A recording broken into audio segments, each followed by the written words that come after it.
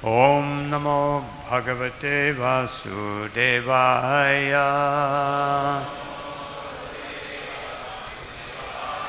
Om Namo Bhagavate Vasudevaya.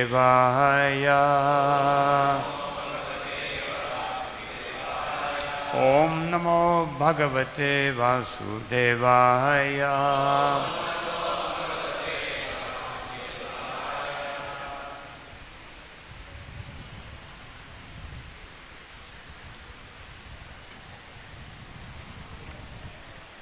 So reading from Srimad Bhagavatam, 10th Canto, 85th Chapter, text number 39.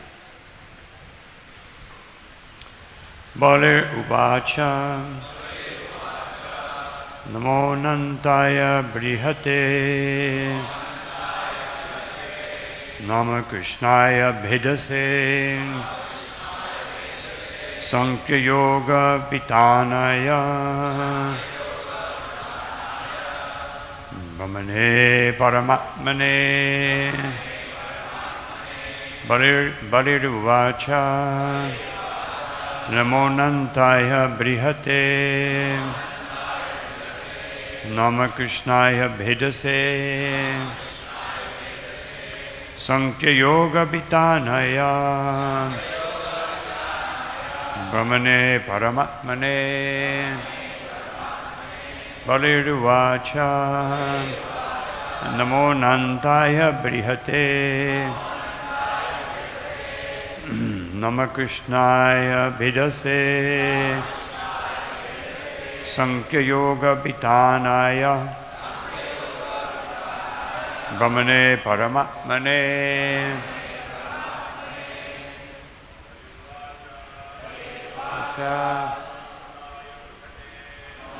Nantaya Brihate Nama Krishnaya Bhedase Sankhya Yoga Pitanaya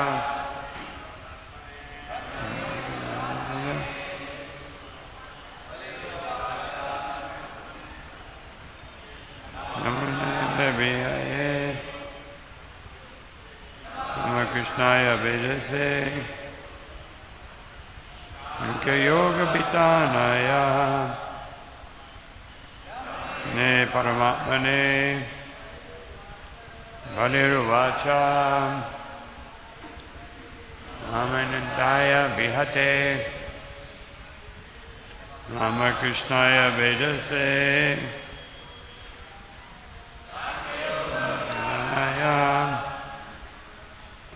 Brahmane Paramatmane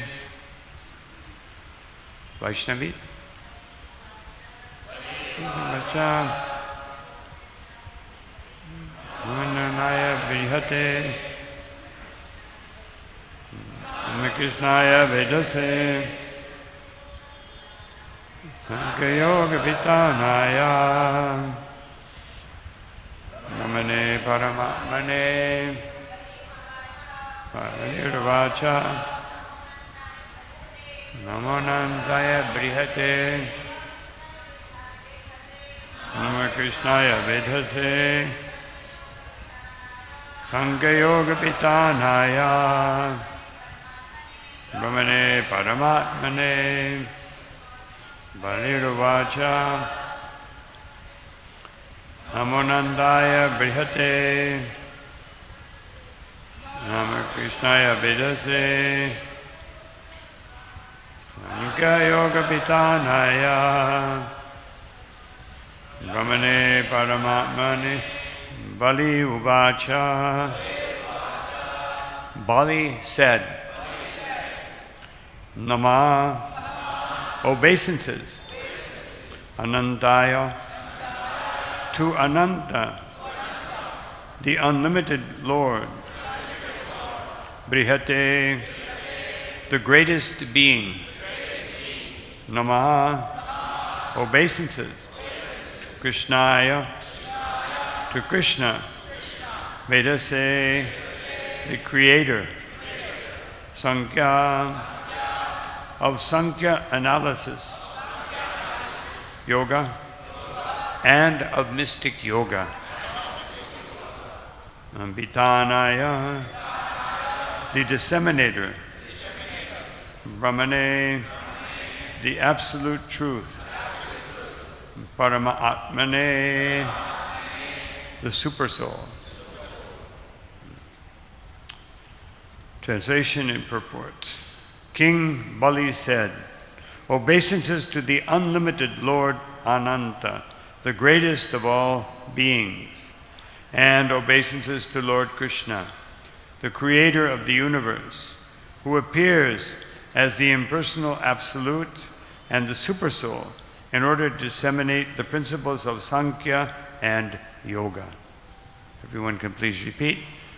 King Bali said, obeisances unto the unlimited Lord, the greatest of all beings, and obeisances to Lord Krishna, the creator of the universe, who appears as the impersonal absolute and the supersoul in order to disseminate the principles of Sankhya and Yoga. Purport. Srila Vishwanath Chakrabarti identifies the Supreme Ananta named here as Lord Balaram, from whom expands the divine serpent Ananta Shesha. Impersonal Brahman is the source of the texts belonging to the Sankhya philosophers, while the personal representation of the Lord, known as Paramatma, disseminates the textbooks of yoga. Om Jnanatimidandasya Gyananjana Shalakaya Chakshurum Militam Yena Tasmai Sri Gurave Namaha Shri Chaitanya Manobhishtam Stapitam Yena Bhutale Swayam Karapahya Tadati Swapadantikam Nama Om Vishnu Padaya Krishna Prishtaya Bhutale Srimati Bhaktivedanta Swaminiti Namine Namaste Saraswati Deve Gauravani Pracharine Nirvishesha Shunyavadi Pastyatya Deshatarine Jaya Shri Krishna Chaitanya Prabhu Nityananda Shri Advaita Garadha Shivasari Gaura Bhaktavinda Hare Krishna Krishna Krishna Hare Hare Hare Rama Rama Rama Hare Hare. So before speaking about this verse, I just wanted to go back just to see the progression of Bali Maharaj receiving the Lord.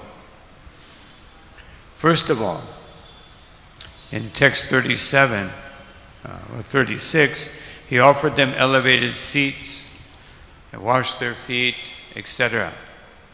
And he took that water and put it on his head and everyone else's head. And so this is very significant in the sense that he's the king of the demons. You know? Sometimes we think we have a difficult service, you know, like, you know, I may have to do this, but imagine being the king of the demons, you know, and being a devotee. You know, Vibhishana had that, but Lord Ramachandra had purified them all. But Bali, he had full-fledged demons, you know, and he was acting as king of the demons. He was conquering the universe. As it says in the verse that was read yesterday, you know, he was so powerful that he and his army overcame Indra. You know, of course, there's the contrast there, which I wanted to mention. But anyway, because he's a devotee and he has this difficult task, here he gets a chance to purify. To purify these demons. And they don't know they're being purified. You know, this is a Vedic custom. Some great personality comes and you wash his feet and then you sprinkle the water. You know, so they thought they're getting some, you know, material blessing, because that's what demons want. But he gave them this blessing of being purified by the water, not only of the Lord, just like, of course, he worships Vamanadev, whose lotus feet are bathed by the water which purifies the universe. And it purifies the universe because it touches his lotus feet. But here, Krishna and Balaram. Now, here he washed their feet. Because this is his duty. He performed his duty. In yesterday's verse, his ecstasy was explained.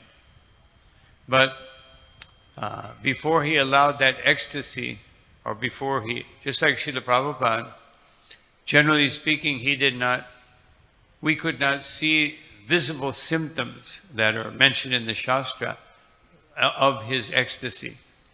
Although certainly we could see his ecstasy in the sense that, especially here in this temple, when after the whole episode of Juhu and, the big battle, legal battle, physical battle, to secure this property and secure this temple and secure the deities, the devotees said to Srila Prabhupada, Prabhupada, we're so sorry you had to suffer all of this. And Prabhupada said, oh, it was a good fight. Otherwise, for a devotee, any situation is auspicious if we see how it is connected to Krishna. And so, Krishna Balaram going to the hellish planets, going to the hellish planets is generally not very auspicious, but it became supremely auspicious. If the Lord or his devotee, Swargapavarga Nadikesh Tulyartha Darshina, that devotees, whether they're in the preaching in the heavenly planet, which can be the most difficult preaching. Preaching in hellish planets might not be so bad because people are suffering. When they're suffering, just like Manigriva and Nalakuvara, they could not understand Narada Muni because Narada Muni was, they were so engrossed in Tamagun that they couldn't realize him. And they were also engrossed by their wealth, their heavenly opulence. So they were suffering from hellish condition and heavenly condition. But sometimes preaching to people who are very materially opulent and satisfied is not easy. But wherever a devotee is, they're happy in whatever situation. And then he actually surrenders. In the next verse it says he offered all of his riches and everything he had.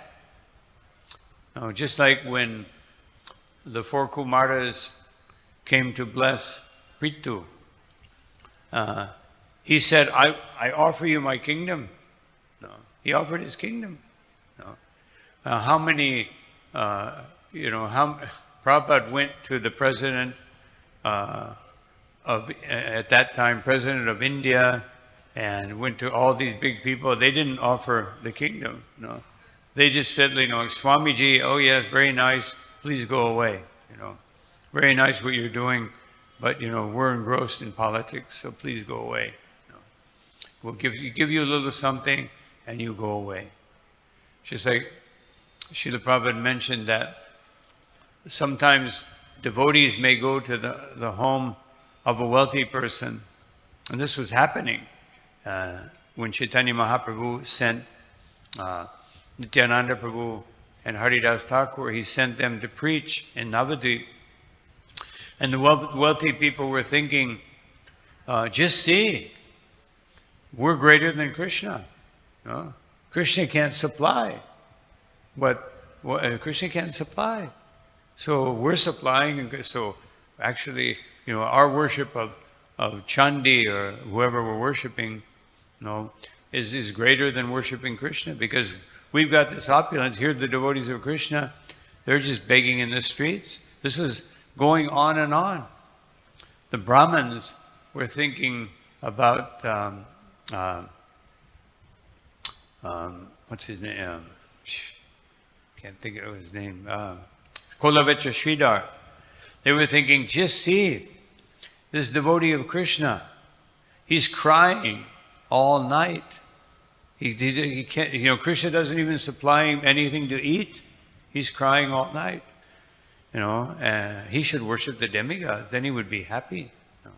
But he's worshiping Krishna. Even when the great debate was going on in Dwarka between those like Rohini, Balaram, even Uddhava, he joined their side. Krishna should go back to Vrindavan. And Rukmini and Satyabhama, others, no, he shouldn't go. They thought like that. And then Kamsa's mother came and she said, why don't we just pay off the Brajavasis? Let's just pay them. We have a lot of wealth. Obviously, they need money. They couldn't even feed Krishna. And therefore he had to go around and steal from others' houses. And they couldn't even afford to give him shoes. And therefore he had to go around barefoot in the forest. So let's just, we have plenty of money. Let's just pay them. And then we don't have to worry about Krishna. She thought that, this is her very limited intelligence, being the mother of the greatest demon around, And so it's very difficult to understand Krishna, But we can understand Krishna, as Lord Brahma says, Vedishu durlabam adurlabam atma bhakta. With devotional service, it becomes very easy to understand Krishna to some degree. Because to understand Krishna completely, even sometimes he doesn't understand. Just like when he was in Dwarka, just before his appearance, and he saw the reflection of himself in a pillar, and he said, he was actually, wonder how beautiful I am. And then he saw again his reflection in a pond, and he was amazed at his own beauty. Or sometimes Krishna will be meditating. It seems like he's meditating, and he's seeing how wonderful my material energy is. Just see what it's doing. Because, as it says, Parasya Shakti Vividai Vishuyade Swabhaviki Jnana Balakriya Cha, that Krishna's energies, they work independently of him. He doesn't have to, they're so obedient, and Krishna's so powerful and so wonderful, he doesn't have to direct his energies. They know what to do. They're totally submissive to him, even though his Yoga Maya energy sometimes overpowers him. In any government, in the modern world, they would never allow some secondary, subordinate to overpower them. Although I was mentioning the other day, sometimes this happens in the level of rasa, this happens. On the level of tattva, it cannot happen. But on the level of rasa, and even we see that in this world, because sometimes a father will be playing with his son, and the son will push him and he falls over backwards. And he actually feels that. It's not that he's, let me make my son feel good. He actually becomes overpowered by that love, by that intimacy. And this is what's happening here in this particular verse that we're considering today. I just mentioned yesterday in a wonderful class the idea of Indra and his armies gives the contrast that here is such a powerful person, but when Krishna comes, he becomes submissive. He gives everything to Krishna. Just like Bhaktivinoda Thakur says that manasa deho geho, Yo kicho more. Everything that is mine, I offer to you. My home, my thoughts, my work, karana manasagira, my actions, my thoughts, and my word, everything. Of course, someone like Bhaktivinoda Thakur, he realizes that nothing is mine anyway. What do I really have to offer? One time Srila Prabhupada said that the only thing we can renounce is the idea that I have something. Because you actually don't have anything. But we think we have something. And therefore, but actually we don't have anything. And thinking that you have something causes so many problems. And therefore Bhaktivinoda Thakur, he says that Arpilo tua pade Nandakishore. All as I want in exchange is your lotus feet. I'm offering you what's already yours anyway, so I'm simply a beggar because I just want your lotus feet. But I can't pay for those lotus feet because I don't have anything to give. But I'm giving you everything I have. And just like Sudam Brahman, he defeated Krishna because Krishna was thinking after he left that actually he gave me more than he had because he had to borrow the rice. It wasn't within he had to borrow it. But he defeated me because I can't give more than I have because I have everything. So therefore he has defeated me. So this is the power of devotional service. Krishna becomes so overwhelmed by devotional service. He himself, this loving exchange, even we become, in this material world, in a perverted way, we become conquered by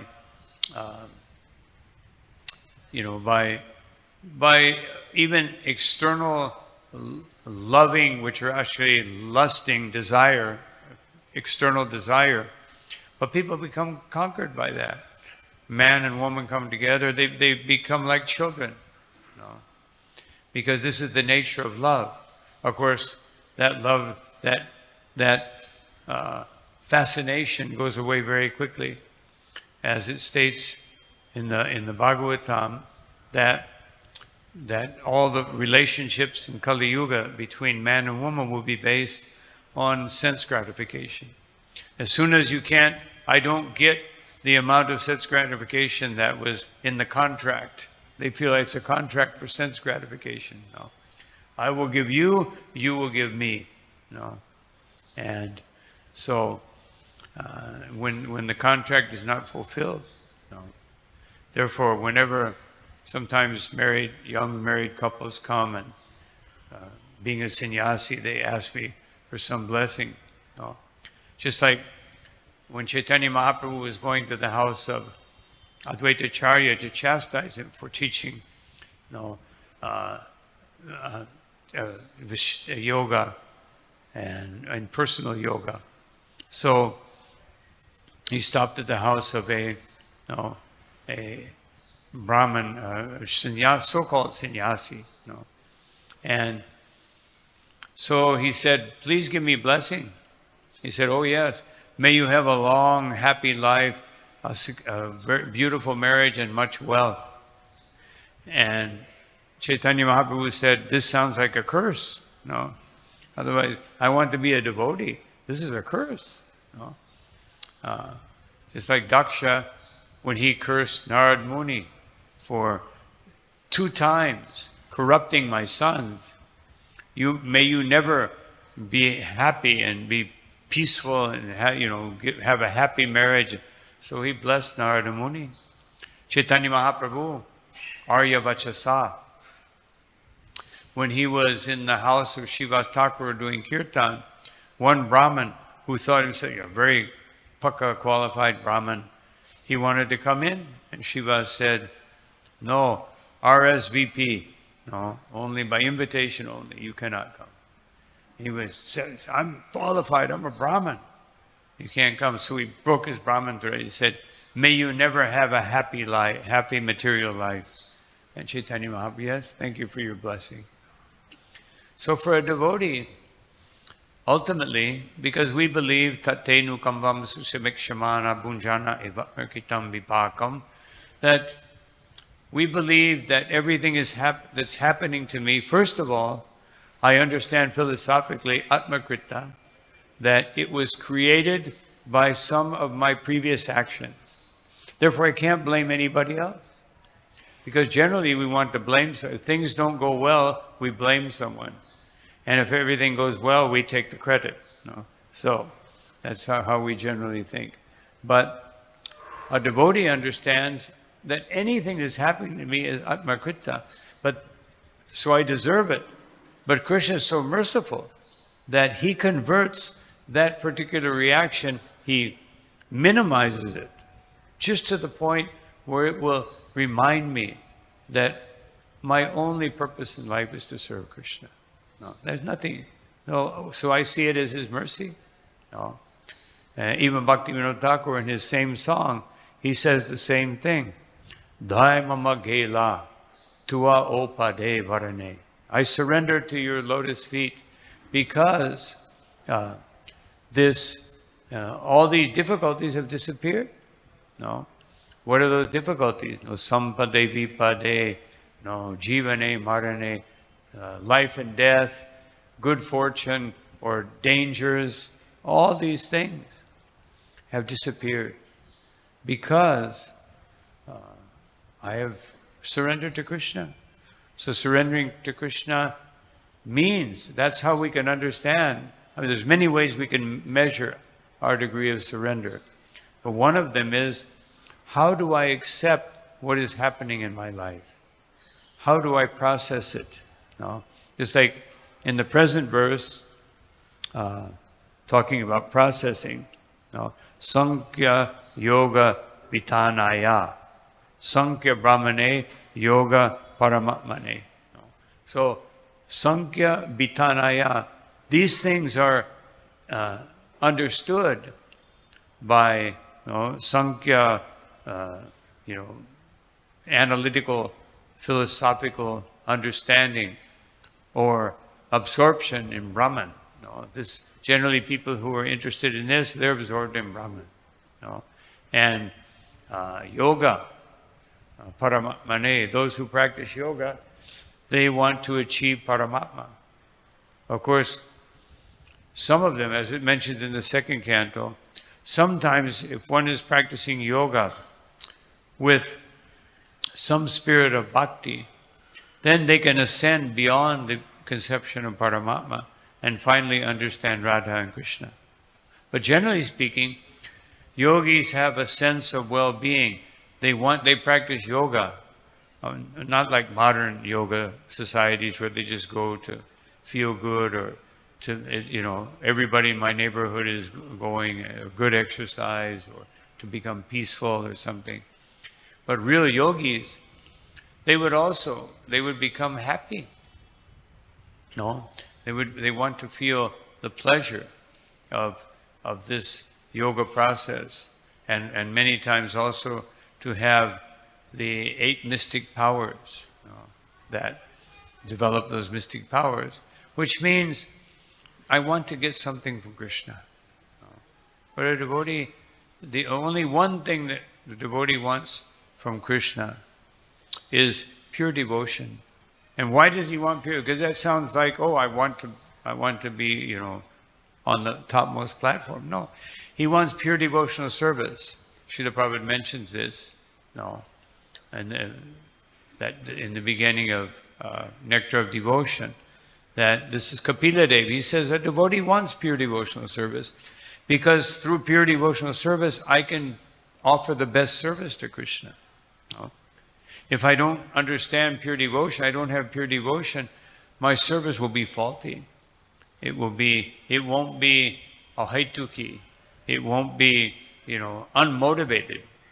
I'll want to get something. And it won't be apatyata. It won't be constant. No, I will want to get some, so there will be interruption. So a devotee doesn't want any interruption. Just pure devotional service. This is the nature of surrender. No. And surrender, because surrender has that nature, as indicated by Sri Chaitanya Mahaprabhu, no, that anukulyasya sankalpa, that first of all, in the process of surrender, whatever Krishna wants, that's what I'll do. It doesn't matter if I like it or I don't like it, or if it's agreeable or disagreeable. If that's what Krishna wants, that's what I will do. And patikulyasya varjana.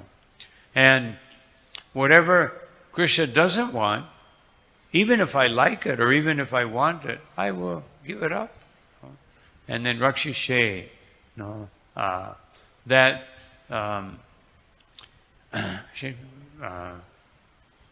what is rakshishititi vishvaso, that that I understand that there's only one protection, no, not a 122, no, that is not protection, no, but 108, that is protection. Krishna, that he is my protector, and gopchitve varanam tata, that also he is my master. No, I don't have a secondary master. Of course, I have a spiritual master because he's representing Krishna. And atmanikshepa karpanye, no, and self-surrender. I must give everything to Krishna. No, not 50%, not 90%. No, as was mentioned yesterday in the class. No, that this exchange with Krishna, you give Krishna, I'll give you 90%. No, and just in case, I'll have to have a little reserve just in case something goes wrong in the material world. No, that's not surrender. It's partial surrender, but it's not surrender. It means I'm holding something back. And this is what Krishna actually wants to understand. He wants us to understand, what are you holding back? No. Because sometimes devotees think, I've done so much for Krishna, why is he giving me these difficulties? No. I've been doing devotional service for 30 years, 40 years, 50 years. No. Who knows how many lifetimes? No. So otherwise we're thinking, I'm very special. And why hasn't Krishna realized this? No. Essentially we're saying that. But when you give 100%, it becomes miraculous. Because when you give 100%, Krishna gives unlimited. Just like it says here in this verse. Bali Maharaj says, Namo Nantaya Brihate. No. That Ananta, in this case Ananta is Balaram. He says, first he offers his obeisances to Balaram. No. Just like one time Mukunda offered his obeisances to Chaitanya Mahaprabhu and then to Nityananda, and Chaitanya Mahaprabhu was not happy. And he instructed him in a dream. And then the next day, he offered obeisances first to Nityananda. Then, now you have understood. Because his position is, Krishna emphasizes that. When Krishna and Balaram went into the forest, then Krishna said, oh, my dear brother, just see all these trees. They're bowing down to you and offering their fruits at your lotus feet. And Srila Prabhupada and our acharyas, they explained, actually they were bowing down to Krishna. Of course, an ordinary person would think, they just had a lot of fruit. Because this is the nature of conditioned souls. They want to explain everything according to gravitation, according to material laws. But a devotee sees just the opposite. A devotee sees Krishna's hand everywhere. And so So he glorified Balaram. These bees that are buzzing around you, these are the sadhus that worship you eternally, and they have come in the form of bees just to taste the nectar of your lotus feet. No. And just see the deer with their eyes are so big because they're seeing the beauty, your immense beauty. No. So Krishna shows us that this Krishna consciousness is a society of respect. No. And therefore, we should be very careful in our dealings with the Vaishnavas. That always respect. Even if you want to bring up something, some aspect, some devotee is doing something. Of course, if you're not in a position to instruct, better not to do so. No. Because, of course, if that devotee has no false ego, then he will accept it. But generally, we all have a little false ego. And if somebody tries to instruct us, just like sometimes I think we've all had the experience that we say something, you say something to someone, oh, I know. Some verse or something, they quote it, you say, oh yes, that, oh yeah, I know. So, make sure I know, I understand better. You don't have to tell me anything. So-and-so is giving the class, oh, I know better than him. I don't have to go. So, I'm on a higher grade of devotional service. No. What is our pay grade? Our pay grade, dasa anudasa. No. I will only be happy when the lotus feet of every Vaishnava, and not only every Vaishnava, of every living entity is on my head. No. Then I can understand I'm on the Uttama Adhikari platform. But I won't even think that. Even though I may be on that platform, I'll think that, no, I don't deserve anything. This is all the credit of my Guru Maharaj. This is the beauty of devotional service. But if we do that artificially, then it also becomes pride. No. Just like you become very proud of your humility. No. I'm so humble. No. I'm very proud of my humility. So this respect that we have to show especially to the Vaishnavas. No. But not only to the Vaishnavas. No. Chaitanya Mahaprabhu did not say that Vaishnava amanina, no, or Vaishnava no. You're not just humble before the Vaishnavas, you're humble before all the living entities. And manadena, not Vaishnava manadena. I show respect to the Vaishnava. I show respect to every living entity. No. Just like Govinda, Chaitanya Mahaprabhu's godbrother servant. No. He came to give massage to Chaitanya Mahaprabhu, but Chaitanya Mahaprabhu was blocking the doorway. So he was thinking, what can I do? I must do my service. If I pass over the body of anybody's body, what to speak of the body of Chaitanya Mahaprabhu, then, it will be an offense. But I'll gladly accept that offense and go to hell to do my service to Chaitanya Mahaprabhu. So then Chaitanya Mahaprabhu woke up and he saw, Govinda, have you taken prasadam? No. Why? Because, my Lord, you were in front of the doorway. I couldn't pass over you. Well, how did you get in? Well, to give you service, I took that risk. But for my own pleasure, my own satisfaction, I would never commit any offense against you. So these examples are there.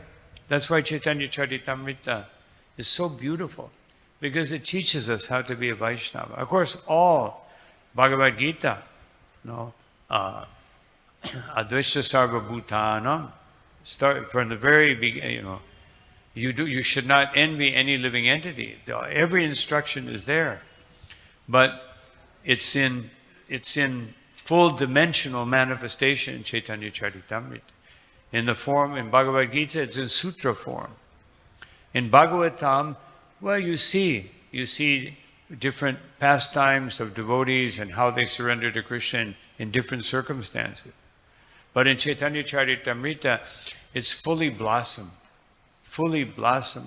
Vaishnava etiquette, Vaishnava behavior, Vaishnava achar.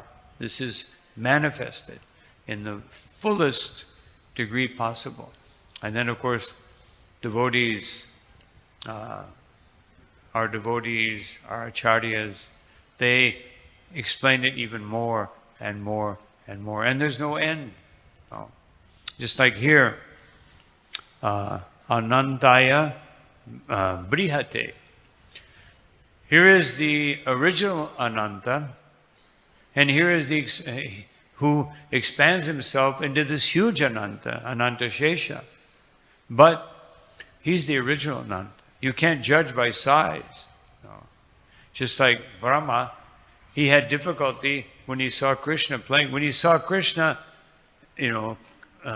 manifested before him, explaining, then, he's great. But when he saw Krishna in a smaller size, Krishna, he was bewildered. And therefore, when he begins his prayers in the 14th chapter, he says, I will never be bewildered by your form again. This form standing before me with some butter in the hand and a herding stick in the other hand, looks very innocent, but I will never be bewildered by, it looks very small and innocent, but within that form, everything is contained. So here, the same thing is being said, that, and this is Bali Maharaj, he's a devotee of Vamanadev. And Vamanadev is his worshipful deity. But he sees Vamanadev manifested in a very special form. Now he's seeing Krishna and Balaram as his same Vamanadev. But at the same time, being a devotee, he is inspired to glorify Balaram in a very special way. That you are the origin of Ananta Shesha, who is holding up all the material worlds, who is actually right under my planet. He's very visible right under my planet. And Krishna, he says, Krishnaya Vedase, that I offer my obeisances to Krishna, who is the origin of everything. Now he may see Krishna, this definition of Krishna, as a definition of Vamanadev. But he's actually, Krishna is revealing himself. And this is stated in the Upanishad, that Krishna reserves the right. No one can understand him. No one, Nayam, what is it? Nayam Atma. What's that verse? Nayam Atma. Yes. So, we cannot understand Krishna by some great understanding or some great revelation. And also, namedaya, nabahuna shutena. We cannot understand him with great intelligence, nor can we understand him by reading many books. We can understand him when he reveals himself. Then we can understand him. So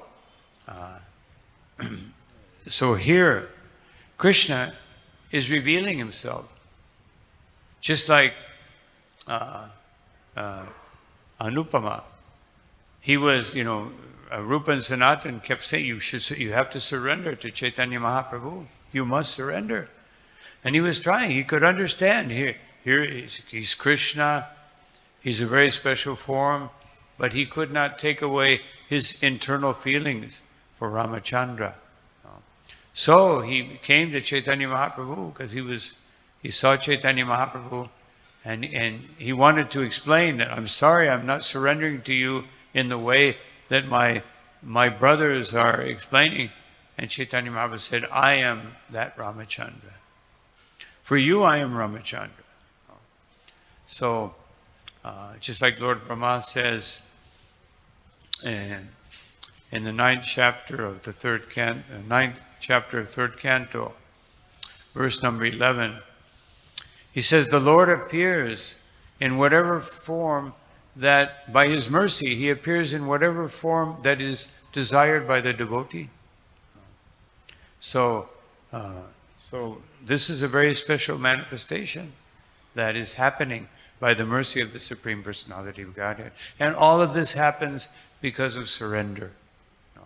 And therefore, these six, Chaitanya Mahaprabhu explained as the first two steps, accepting whatever is favorable for the Lord's service and rejecting what is not favorable.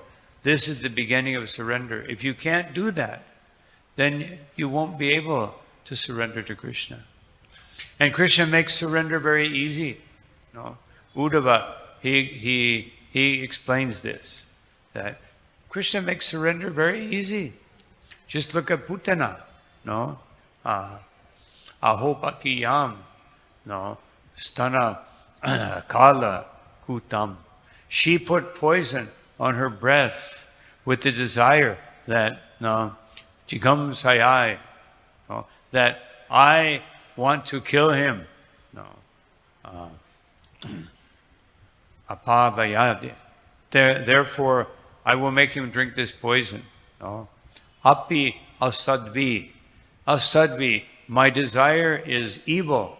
Her desire was evil. It wasn't like, even though when she did see Krishna, when she initially saw Krishna, she was amazed at his beauty. But her intention was bad. But lebe gatim datri uchitam, that she achieved the platform of a mother, a nurse, an assistant of Yashoda Mai. She achieved that platform. Tumbayam. Who can understand? Kamba dayalum sharanam vijema. Therefore, I shall take shelter of this person who makes surrender so easy. If one simply can appreciate him, even if it's for a second, Lord Ramachandra says that. Whoever surrenders to me once, I give them all protection. Whoever surrenders just one time. So this surrendering to Krishna, He makes it easy. But you have to do it 100%. That's all. So this is, Bali has done this. He went into ecstasy, but just like Daruka, he was fanning Krishna. And he went into ecstasy. And then he realized, well, the ecstasy, I stopped fanning. I have to. So Bali, even though he was putting the lotus feet on his chest, on his head, he couldn't get enough. But he thought, well, this is not the way to worship Krishna, by pleasing myself. Therefore, now let me glorify him. And we see the same. Dhruva Maharaj, Prahlad Maharaj, they approached the Lord, just seeing his beauty, his majesty. They were overwhelmed with ecstasy. But then they began to offer their prayers and began to offer their service. So also, we should not be just desirous of some ecstasy. We should be desirous of pleasing Krishna. And then we will get real ecstasy. So these are some thoughts on this particular verse of Srimad Bhagavatam. So I'll stop here. Are there any comments or questions? Yeah. Hare Krishna Maharaj, thank you very much. You are describing the unlimited mercy of the Lord in regards to Putana's moksha. In this regard, Shri Vishwanath Thakur comments in this chapter, when Lord Krishna blew the conch after receiving the Panchajanya at the doorstep of the hellish planets. So as soon as he blew the conch, all the residents of hell who are subjected to lot of suffering, as soon as they heard the divine sound of the Panchajanya Shank, they all went back to Vaikuntha planet. Yes.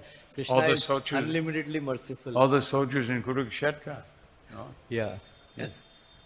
Just they got drops of mercy, blood mercy.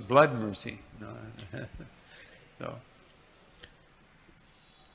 Hare Krishna Maharaj. You gave example from Chaitanya Charitamrita that Govinda, the personal servant of Chaitanya Mahaprabhu, he crossed over Mahaprabhu's body because to serve, and he did not come back because he didn't want to cross over the body of Mahaprabhu just for his own sense gratification. Now this is very clear, service and sense gratification. But what happens most of the time in our cases, there is a lot of conditioning also. So it's very difficult to differentiate between service and sense gratification. Sometimes service involves a lot of false ego, a lot of prestige, which is sense gratification. But it is intertwined with service. So how do I understand which is service and which is sense gratification? Of course, we understand that by hearing. No? Otherwise, but of course, Srila Prabhupada said, when in doubt, better not to do. No, he said that. Whenever there's a doubt, should I do this, should I not do this? No. If you think, if this may be offensive or this may, no, then better not to do it.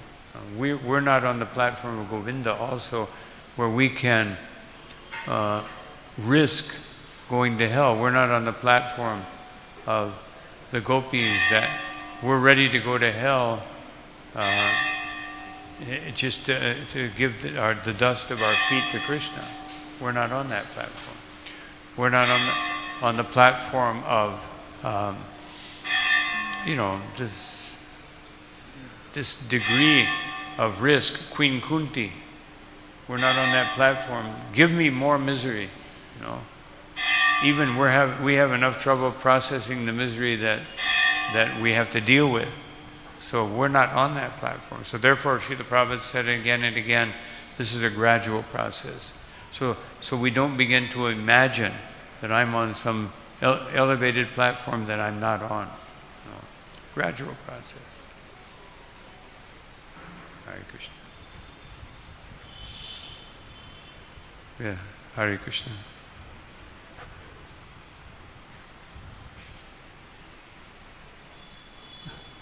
Hare Krishna Maharajji.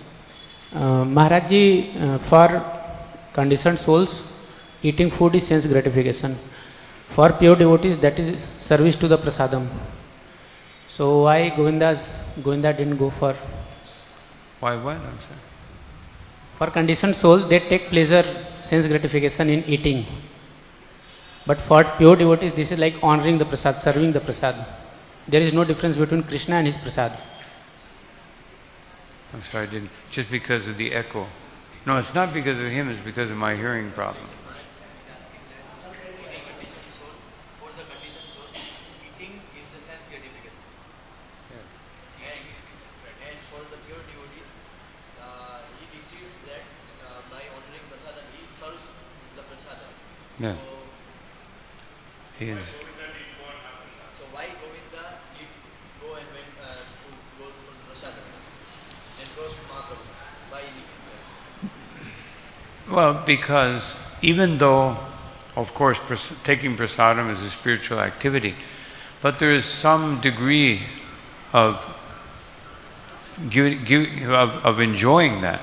No, there's some degree of enjoyment, and therefore, of course, it depends on. Even in any case, when we're taking prasadam, just like I had the privilege of seeing Prabhupada taking prasadam, and he would, especially in the beginning, he would take it and look, you could see he was meditating, here is Krishna.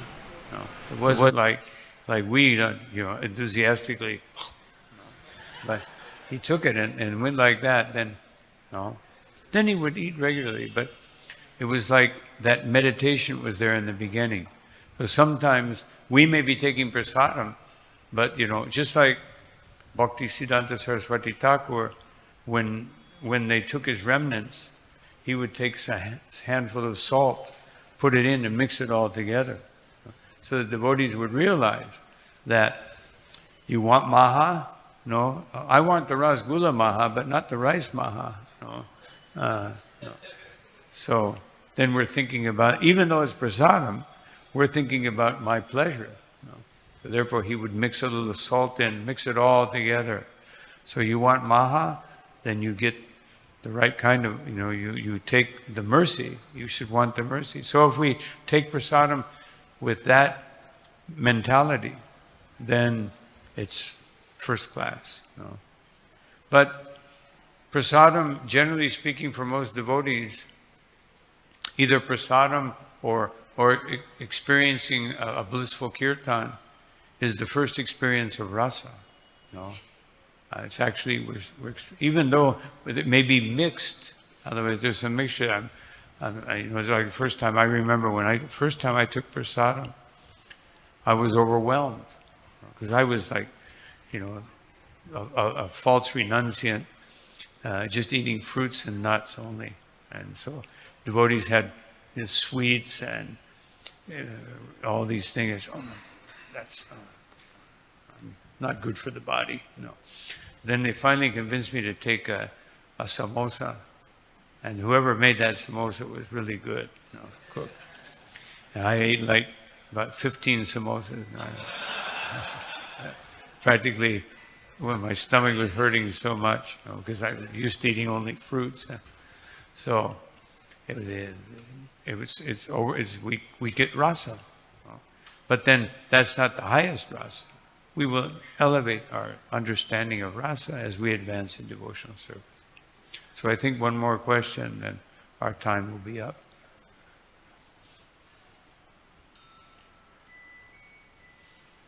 Hare Krishna. Thank you very much, Maharaj, for your wonderful association.